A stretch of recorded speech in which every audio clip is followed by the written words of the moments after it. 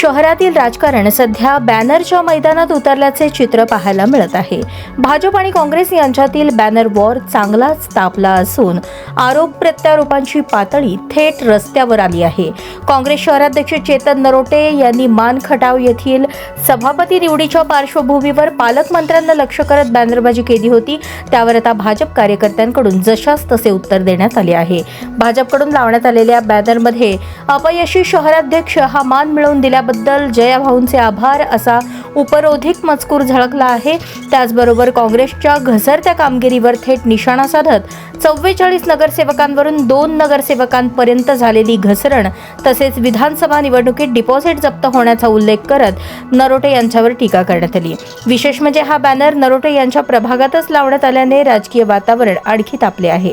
सध्या शहरात बॅनरला बॅनरने उत्तर ही नवी राजकीय स्टाईल चर्चेचा विषय ठरली आहे। राजकारणात पोस्टरबाजी नवीन नाही, पण सोलापुरात सध्या ती फुल HD मोडमध्ये सुरू असल्याचे चित्र आहे। पुढे हे बॅनर वॉर थांबते की अजून रंगते हे पाहणे महत्त्वाचे ठरणार आहे।